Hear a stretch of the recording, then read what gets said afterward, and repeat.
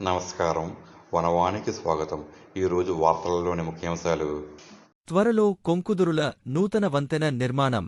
Anaparthi MLA Nallamilli తూర్పుగోదావరి జిల్లా బిక్కవోలు మండలం కొంకుదురు గ్రామములో ఉన్న కెనాల్పై అసంపూర్తిగా ఉన్న వంతెనను అధికారులతో కలిసి అనపర్తి ఎమ్మెల్యే నల్లమిల్లి రామకృష్ణారెడ్డి గురువారం సందర్శించారు. ఈ సందర్భంగా అనపర్తి ఎమ్మెల్యే నల్లమిల్లి రామకృష్ణారెడ్డి మాట్లాడుతూ, గత తెలుగుదేశం పాలనలో కొంకుదురు కెనాల్పై వంతెన నిర్మాణం చేపట్టాలని ఉద్దేశంతో 2 కోట్ల రూపాయలు మంజూరు చేయడం జరిగిందని, అయితే తర్వాత ప్రభుత్వం మారడం, ఆ ప్రభుత్వం స్వప్రయోజనాల కోసం అభివృద్ధిని గాలికి వదిలేయడం జరిగిందని, మళ్లీ కూటమి ప్రభుత్వం వచ్చిన తర్వాత ఈ వంతెన పరిస్థితిని గతంలో 2 కోట్ల రూపాయలు శాంక్షన్ అయిన విషయాన్ని ముఖ్యమంత్రి నారా చంద్రబాబు నాయుడు దృష్టికి తీసుకురావడం జరిగిందని, ఆయన వెంటనే స్పందించి కావలసిన చర్యలు తీసుకోవడం జరిగిందని, అందులో భాగంగా ఈరోజు అధికారులతో ఈ వంతెన పరిశీలన చేయడం జరిగిందని, త్వరలోనే కొత్త వంతెనకు శ్రీకారం చుడతామన్నారు.